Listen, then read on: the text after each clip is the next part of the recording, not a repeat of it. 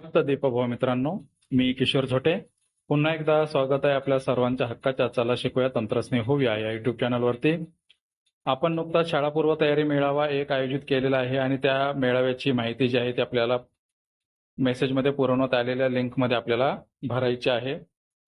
तर बऱ्याच जणांना या लिंकमध्ये माहिती भरण्यासाठी अडचण येत आहे. तर ही माहिती कशी भरायची तेच आपण पाहणार आहोत. तर आपल्याला जी पुरवण्यात आलेली लिंक आहे त्यावरती जर आपण क्लिक केलं तर आपल्या समोर अशा पद्धतीने पेज इथे ओपन होत आहे. इथे आता होमवरती क्लिक केलं तरी काही होत नाहीये. त्याचबरोबर इकडे लँग्वेज दिसत आहे इन इंग्लिश. इथे आपण लँग्वेज वेगळे येत आहेत. इथे आपण आता मराठी निवडून घेतलेली आहे. आता त्याच्या बाजूला जे प्रोफाईल सारखं चित्र आपल्याला दिसते त्यावरती आपल्याला क्लिक करायचं आहे. इथे आपल्याला आता लॉग आउट हा शब्द दिसत आहे, तर या लॉग आउट वरती आपल्याला क्लिक करायचं आहे. इथे क्लिक केल्यानंतर आता इथे आपल्याला ही लिंक भरण्यासाठी ऍक्टिव्ह झालेली आहे. इथं डायस कोड आपल्याला विचारत आहे.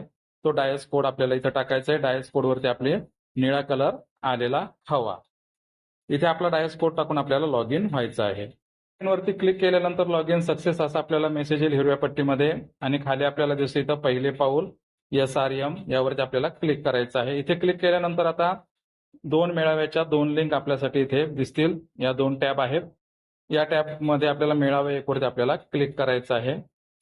इथे क्लिक केल्यानंतर मेळाव्या संदर्भातले जे काही प्रश्न आहेत आपल्या शाळेची माहिती जी आहे ते आपल्या UDIS मुळे डिफॉल्ट सर्व आलेले आहेत. त्यानंतर आता इथे फक्त सांख्यिकी माहिती आपल्याला प्रत्येक टॅब मध्ये टाकायची आहे. मेळाव्यात सहभागी व्यक्तींविषयीची आहे. सुरुवातीला स्वयंसेवक किती आहेत, दाखपात्र मुलांचा माता पालक किती आलेले होते, एकूण शिक्षक, अंगणवाडी सेविका, शासकीय अधिकारी, इतर मेळाव्यातील एकूण सहभागी व्यक्ती.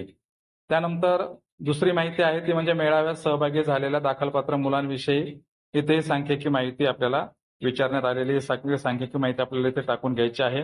त्यानंतर शेवटची टॅब आहे दाखलपात्र मुलांच्या माता पालकांचा स्वतंत्र गट बनवला आहे का.